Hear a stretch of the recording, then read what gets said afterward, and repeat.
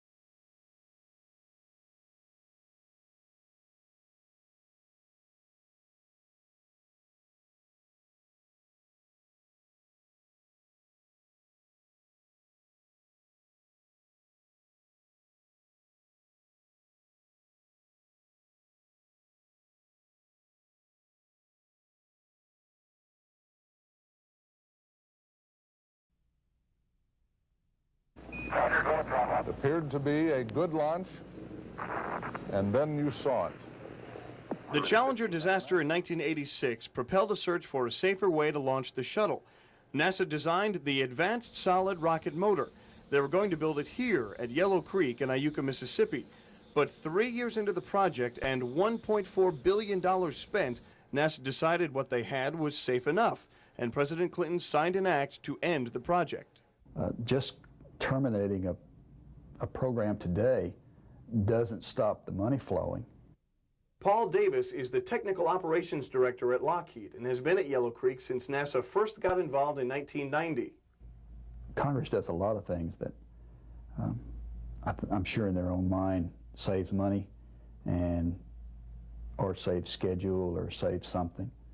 But that, when you get down to the grassroots at this level, it sometimes doesn't make sense. When legislators make decisions to save money, do they really know what they're getting into? Again, I'm not going to speculate on what's in the mind of a congressman when he passes legislation. They can make a silk purse out of a sow's ear. Could that be what they did here? They shelled out $100 million just to settle with contractors. Would it surprise you to find out that some of the contractors in this project made more money in its cancellation than they would have in its completion? Yes, it would, quite frankly. Channel 6 has learned that the three major contractors on Yellow Creek, Lockheed, Birmingham-based Rust International, and Babcock and Wilcox, all got paid more on certain contracts when the job was scrapped than they would have had it been completed. Lockheed was the main contractor. Take a look at the company's own figures. Estimated at completion, Lockheed should have been paid $53.9 million. So why did they get $14 million more when the project was scrapped?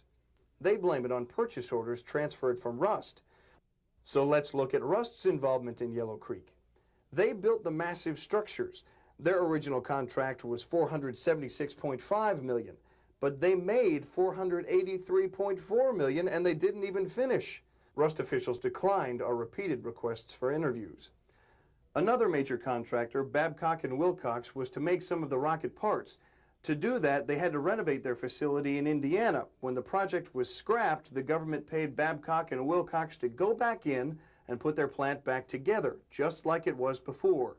That cost taxpayers $54.1 million. Their original bid was $51 million. How does anyone justify the waste in Yellow Creek? Iuka Mayor David Nichols can't. We have little confidence in the federal government today. If you think the story's over, it's not. Right now, NASA documents show Lockheed gets as much as $2,700,000 a year just to keep the lights on at Yellow Creek. $20,000 to $25,000 a month of that is profit above and beyond their labor costs. And for what? You couldn't produce anything at this facility now except paper. Thousands of years from now, future civilizations will stumble upon these structures and wonder, why were they built? What is their significance? Well, their imagination is probably better than the truth. These structures have no significance, and they never will, at the expense of the taxpayer.